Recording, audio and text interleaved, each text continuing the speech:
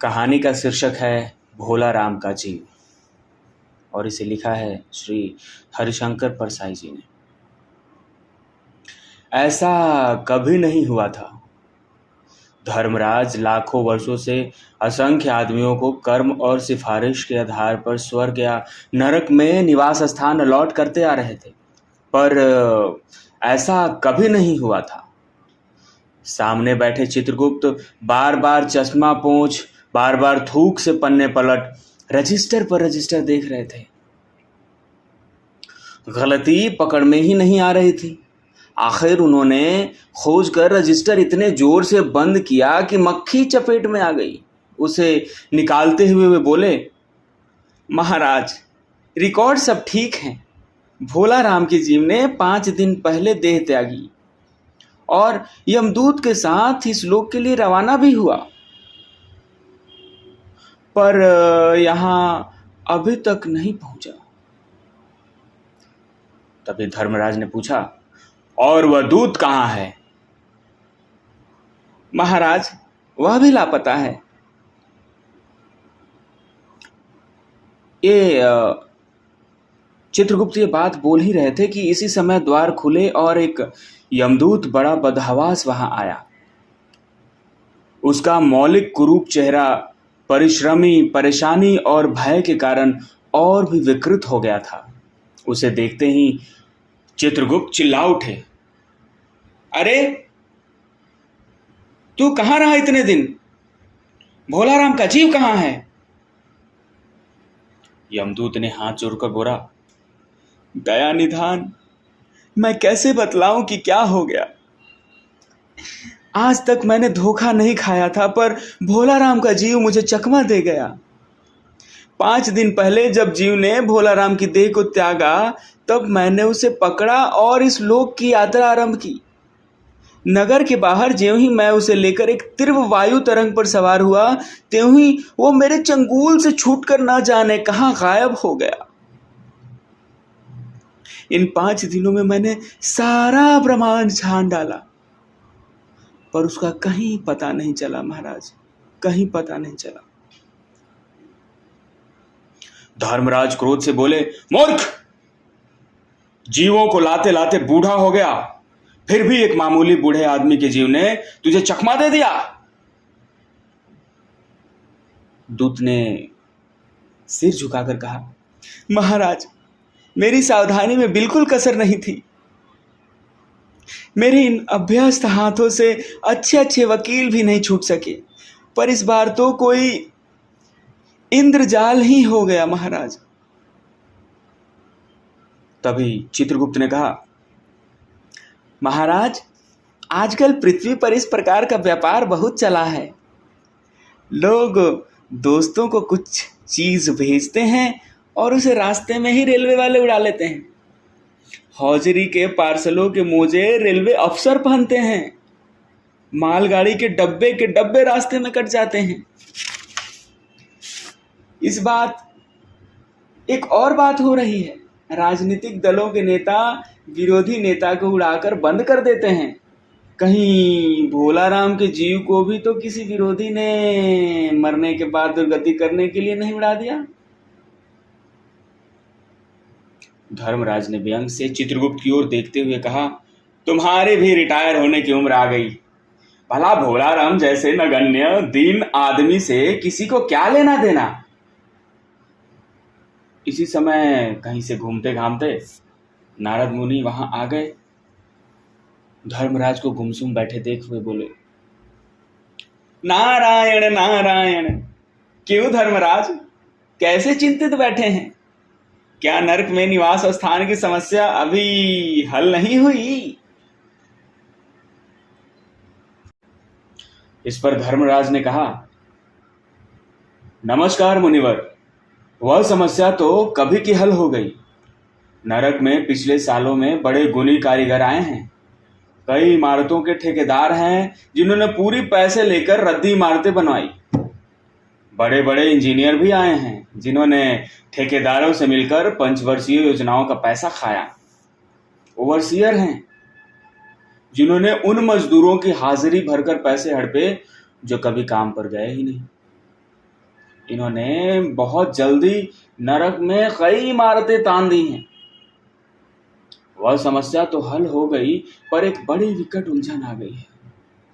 भोला राम नाम के एक आदमी की 5 दिन पहले मृत्यु हुई। उसके जीव को यह दूत यहां ला रहा था कि जीव उसे रास्ते में चकमा देकर भाग गया। इसने सारा ब्रह्मांड छान डाला, पर वह कहीं नहीं मिला। अगर ऐसा होने लगा तो पाप पुण्य का भेद ही मिट जाएगा। ये सब सुन के नारद जी ने पूछा, नारायण नारायण, उस पर इनकम टैक्स बकाया तो नहीं था? हो सकता है उन लोगों ने रेख लिया हो। चित्रगुप्त ने कहा, इनकम होती तो टैक्स होता, भूखमरा था। अभी नारद बोले, मामला बड़ा दिलचस्प है। अच्छा, मुझे उसका नाम और पता बताओ, मैं पृथ्वी पर जाता हूं। चित्रगुप्त ने रजिस्टर देखकर बताया, भोला राम नाम था उसका। जबलपुर शहर में घामापुर मोहल्ले में नाले के किनारे एक 1.5 कमरे के टूटे फूटे मकान में वह परिवार समेत रहता था।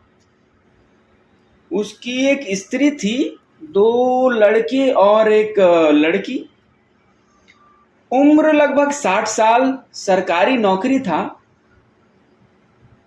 वो 5 साल पहले रिटायर हो गया था। मकान का किराया उसने 1 साल से नहीं दिया, इसलिए मकान मालिक उसे निकालना चाहता था।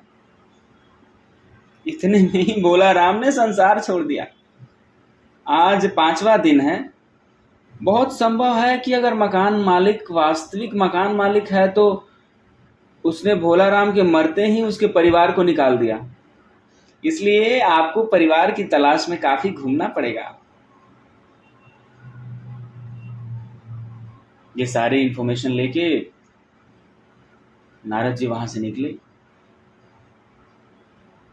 और भोला राम के घर की तलाश में निकल पड़े। माँ बेटी के सम्मिलित क्रदन से ही नारद भोला राम का मकान पहचान गए। द्वार पर जाकर उन्होंने आवाज लगाई, नारायण नारायण। तभी भोला राम की लड़की ने देखकर कहा, आगे आओ महाराज। नारद ने कहा, मुझे भिक्षा नहीं चाहिए, मुझे भोला राम के बारे में कुछ पूछताछ करनी है। अपनी माँ को जरा बाहर भेजो बेटी। तभी भोला राम की पत्नी बाहर आई। नारद ने कहा, माता, भोला राम को क्या बीमारी थी? तभी भोला राम की पत्नी ने बोला, क्या बताऊं, गरीबी की बीमारी थी। 5 साल हो गए पेंशन पर बैठे, पर अब पेंशन अभी तक नहीं मिला। हर 10-15 दिन में एक दरख्वास्त देते थे, पर वहां से या तो जवाब आता ही नहीं था, और आता तो यही कि तुम्हारी पेंशन के मामले में विचार हो रहा है। इन 5 सालों में सब गहने बेचकर हम लोग खा गए, फिर बर्तन बिके, अब कुछ नहीं बचा था। फाके होने लगे थे। चिंता में घुलते घुलते और भूख मरते मरते उन्होंने दम तोड़ दिया।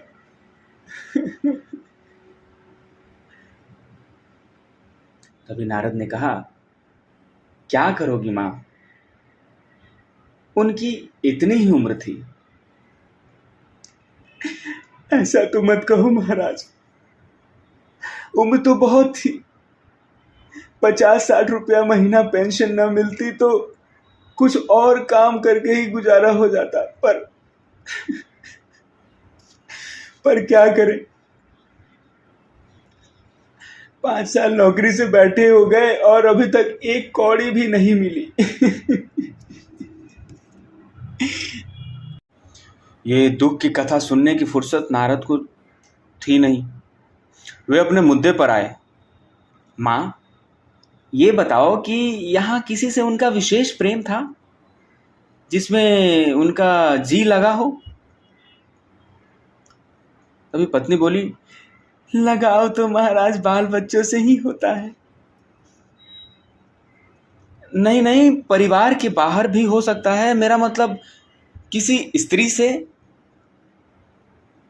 स्त्री ने गुर्राकर नारद की ओर देखा और बोली,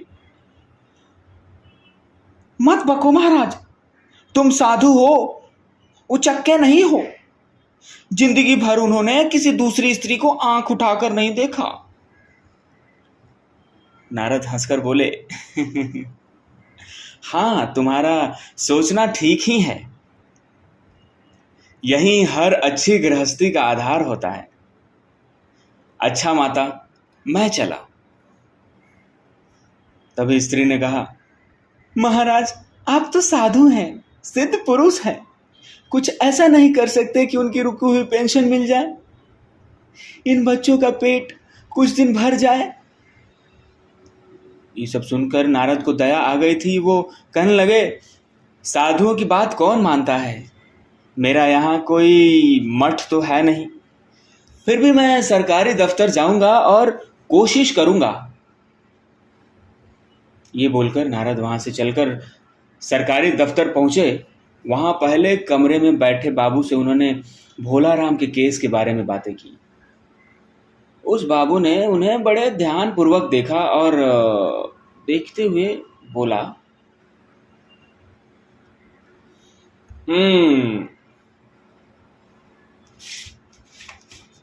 भोला राम ने दरख्वास्त तो भेजी थी, पर उन पर वजन नहीं रखा था, इसलिए कहीं उड़ गई होंगी। नारद ने कहा, भाई ये बहुत से पेपर वेट तो रखे हैं, इन्हें क्यों नहीं रख दिया? तभी बाबू हंसा, आप साधु हैं, आपको दुनियादारी की समझ नहीं आती। दरख्वास्तें पेपर वेट से नहीं दबती। खैर, आप उस कमरे में बैठे बाबू जी से मिल लीजिए। ये सब सुन के नारद उस बाबू के पास गए। उसने तीसरे के पास भेजा, तीसरे ने चौथे के पास, चौथे ने पांचवें के पास। जब नारद 25-30 बाबुओं और अफसरों के पास घूम कर आए, तब एक चपरासी ने कहा, महाराज आप क्यों इस झंझट में पड़ गए? अगर साल भर भी यहाँ चक्कर लगाते रहे तो काम नहीं होगा। आप तो सीधे बड़े साहब से मिलिए, उन्हें खुश कर लिया तो काम हो जाएगा। नारद बड़े साहब के कमरे में पहुंचे। बाहर चपरासी ऊँघ रहा था, इसलिए उन्हें किसी ने छेड़ा नहीं। बिना विजिटिंग कार्ड के आया देख साहब बड़े नाराज हुए। बोले, इसे कोई मंदिर वंदिर समझ लिया है क्या? धड़धड़ाते चले आए, चिट क्यों नहीं भेजी? नारद ने कहा, कैसे भेजता, चपरासी तो सो रहा था। ठीक है ठीक है, क्या काम है? साहब ने बड़े रोब से पूछा। नारद ने भोला राम का पेंशन केस पूरा वृतांत बताया। साहब बोले, ओह, आप हैं वैरागी, दफ्तरों के रीति रिवाज नहीं जानते। असल में भोला राम ने गलती की। भाई अभी एक मंदिर है, यहाँ भी दान पुण्य करना पड़ता है। आप भोला राम के आत्मीय मालूम होते हैं। भोला राम की दरख्वास्तें उड़ रही हैं, उन पर वजन रखिए।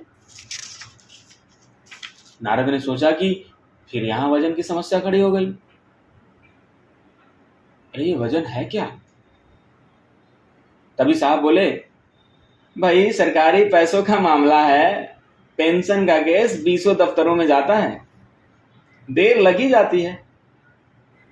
20 बार एक ही बात को 20 जगह लिखना पड़ता है, तब पक्की होती है। जितनी पेंशन मिलती है उतनी की स्टेशनरी लग जाती है। हाँ, जल्दी भी हो सकता है, मगर ये बोलते बोलते साहब रुके। तो नारद ने पूछा, मगर क्या? साहब ने कुटिल मुस्कान के साथ कहा, मगर वजन चाहिए। आप समझे नहीं, जैसे आपकी यह सुंदर वीणा है, इसका भी वजन भोलाराम की दरख्वास्त पर रखा जा सकता है। मेरी लड़की गाना बजाना सीखती है, यह मैं उसे दे दूंगा। साधुओं की वीणा तो बड़ी पवित्र होती है। लड़की जल्दी संगीत सीख गई तो उसकी शादी हो जाएगी। नारद अपनी वीणा छीनते देख जरा घबराए, पर फिर संभलकर उन्होंने वीणा टेबल पर रख दिया और कहा, यह लीजिए, अब जरा जल्दी पेंशन का ऑर्डर निकाल दीजिए। साहब ने बड़ी प्रसन्नता से उन्हें कुर्दी वीणा को एक कोने में रखा और घंटी बजाई।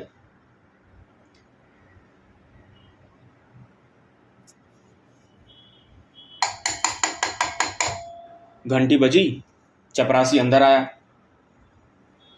साहब ने हुक्म दिया, सुनो, बड़े बाबू से भोलाराम के केस की फाइल लेकर आओ फौरन। थोड़ी देर बाद चपरासी भोलाराम की 100-150 दरख्वास्तों से भरी फाइल लेकर आया। उसमें पेंशन के कागजात भी थे। साहब ने फाइल पर नाम देखा और निश्चित करने के लिए पूछा, क्या नाम बताया साधु जी आपने?